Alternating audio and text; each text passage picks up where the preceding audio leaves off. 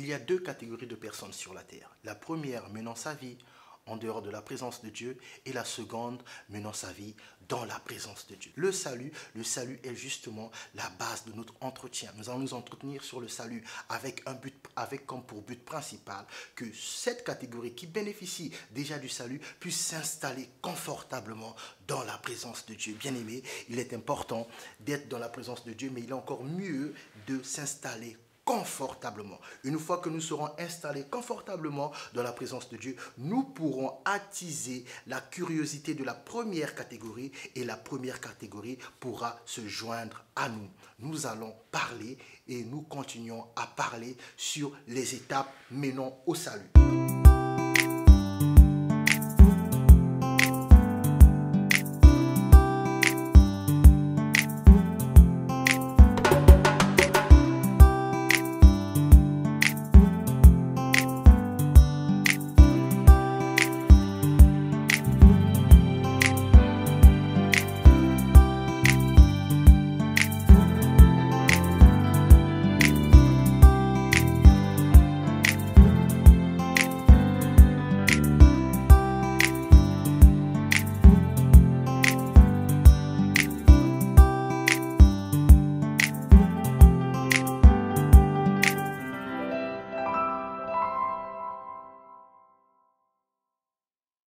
Comme je vous l'ai dit précédemment, il n'y a point de salut sans l'œuvre du Christ. Et l'œuvre du Christ qui a marqué la différence, c'est son sang qui a coulé. Il est monté au ciel, il est allé présenter au Seigneur notre Père le sang et depuis nous sommes rachetés. Nous poursuivons les fameuses étapes vers le salut. Étape suivante, la rédemption par le sang. Parole du Seigneur. Et il chantait un cantique nouveau en disant, tu es digne de prendre le livre et d'en ouvrir les sceaux, car tu as été immolé et tu as racheté pour Dieu par ton sang des hommes de toute tribu, de toute langue, de tout peuple et de toute nation. Tu as fait d'eux un royaume et des sacrificateurs pour notre Dieu, et ils régneront sur la terre. Voici une seconde parole. En lui, nous avons la rédemption par son sang, la rémission des péchés selon la richesse de sa grâce. La prochaine étape dans ce processus important vers le salut, c'est la rédemption. La rédemption est le fait de racheter quelqu'un ou quelque chose. Jésus, par son œuvre, nous a rachetés. J'aimerais ouvrir une parenthèse pour expliquer quelque chose d'important. Dans la vie, il y a deux moyens de jouir d'une chose. Le premier moyen, c'est louer. Le deuxième moyen, c'est acheter.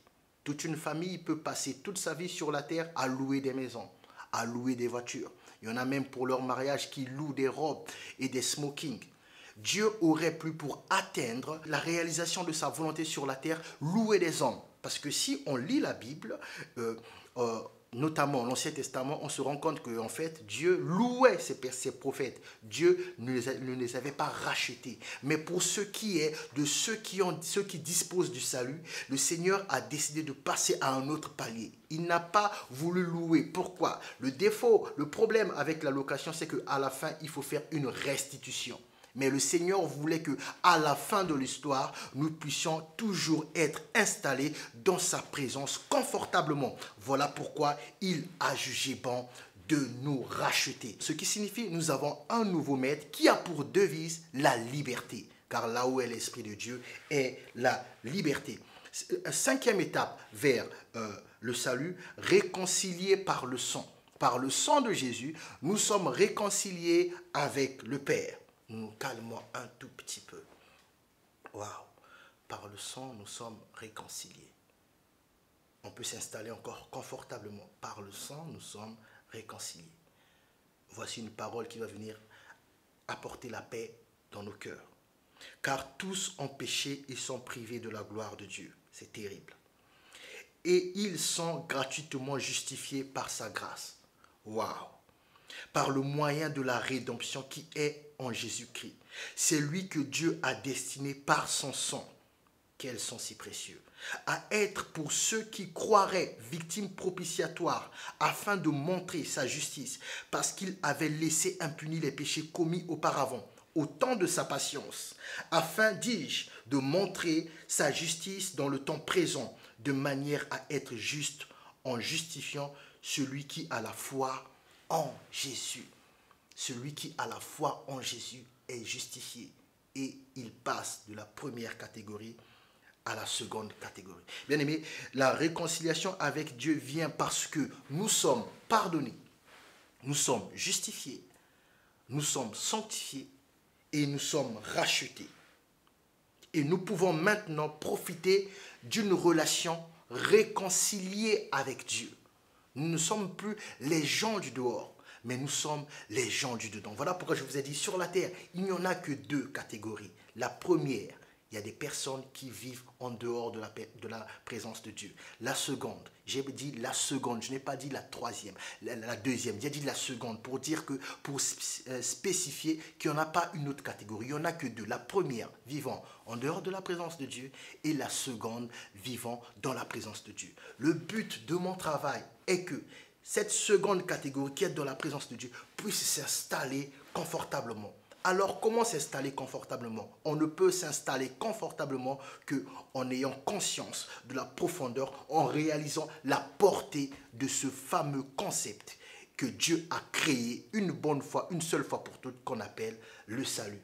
Ainsi, quand nous serons installés confortablement, ainsi nous serons dans une relation réconciliée avec Dieu. Et croyez-moi, certainement, nous allons servir d'appât pour attirer la première catégorie. Car le but de Dieu, c'est qu'il n'y ait plus qu'une seule catégorie, celle des gens de la maison de Dieu. Ce qui m'amène maintenant à la dernière étape, vers le salut. La dernière étape est la plus importante. Comment elle est la plus importante? Comment se fait-il que cette étape est la plus importante? Nous parlons d'être pardonné par le sang, d'être justifié, nettoyé par le sang, purifié par le sang, d'être sanctifié par le sang. Nous parlons de la rédemption par le sang. Nous parlons d'être réconcilié par le sang. Mais on ne peut pas parler de ce sang sans parler du porteur de ce sang. Le porteur de ce sang, c'est Jésus-Christ. Les étapes que je viens de mentionner peuvent être effectives dans vos vies si vous passez par celui qui porte ce sang, Jésus de Nazareth. Quelqu'un me dira, comment faire? C'est simple. Il faut une rencontre de cœur à cœur avec Jésus. Qu'est-ce qu'une rencontre de cœur à cœur? C'est une rencontre où, au moyen de la confession par la bouche, on invite Jésus à entrer dans nos vies. Et quand on invite Jésus à entrer dans nos vies, automatiquement, il nous transporte dans le royaume d'amour.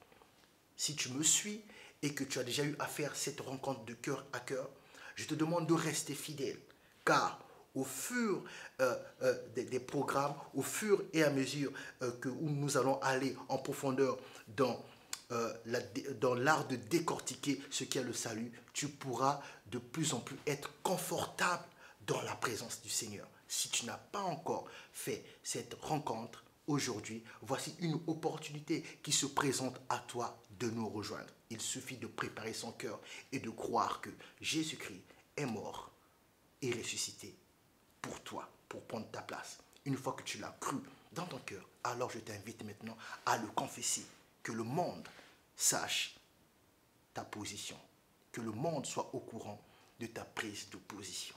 Répète après moi, Seigneur Jésus, j'ai entendu ton message. Je veux être réconcilié avec toi. Je ne veux plus que le Père soit en colère avec moi. Je reconnais et j'accepte que tu es mort et ressuscité à ma place. Je reconnais et je t'accepte comme Seigneur, comme Sauveur de ma vie. Prends le contrôle de ma vie, que ton esprit fasse son entrée et que ton esprit me conduise. Seigneur Jésus, sois mon roi. Amen. Après cette prière, croyez-moi, la paix du Seigneur qui surpasse toute connaissance, toute intelligence, vient dans votre cœur à l'instant même. Donc ne quittez pas, restez connectés à ce programme, car désormais, vous aurez la possibilité de vous installer confortablement. C'était Simon Oko pour vous servir. Salut.